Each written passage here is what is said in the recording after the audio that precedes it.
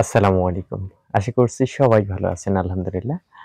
আজকের ক্লাসটি হচ্ছে একদম বেসিক থেকে। অর্থাৎ যারা চাচ্ছেন যে আমি বেসিক থেকে শুরু করে একবারে অ্যাডভান্স লেভেলে চলে যাব, তাদের জন্য মূলত এই ক্লাসটি। এই ক্লাসটিতে আমরা বেসিক থেকে মূলত আলোচনা করব। সেটা হচ্ছে অ্যালফাবেট নিয়ে এবং আমরা জানি যে পরিবর্তিত কিছু লেটার্স রয়েছে, সেই লেটার্স গুলো আমরা চোখের পলকেই একটু দেখে নেই।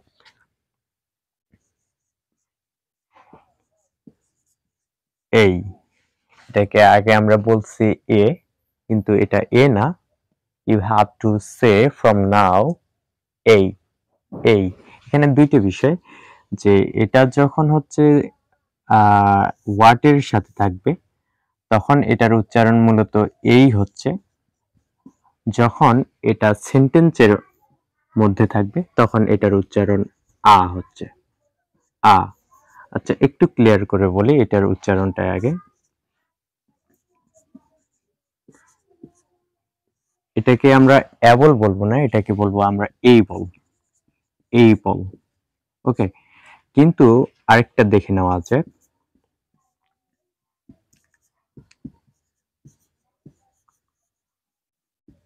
এই বিষয়টা যদি বলি, দিস ইজ আ বুক, এটাকে আমরা এই বুক বলতে পারবো না। দিস ইজ এই book, no, this is a book, this is a বুক।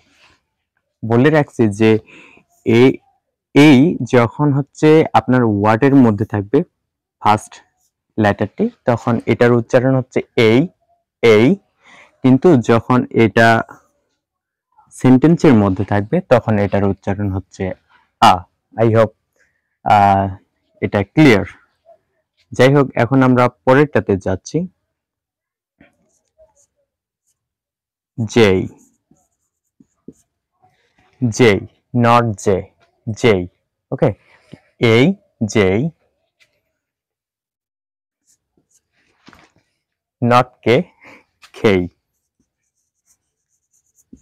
খেই, এই জেই, খেই। আচ্ছা,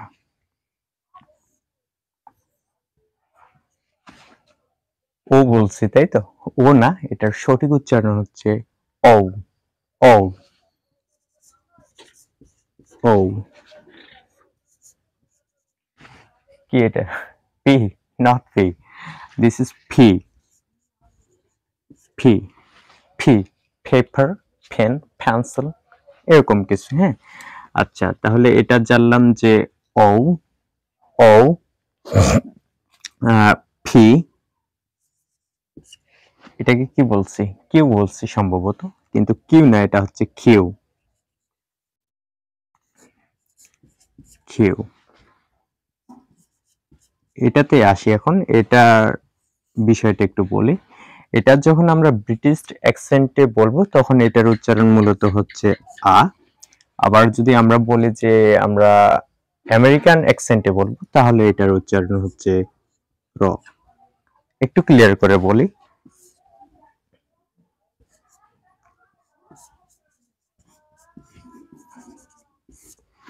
এটাকে যদি আমরা আমেরিকান অ্যাকসেন্টে বলতে চাই তাহলে হচ্ছে ফাদার, ফাদার।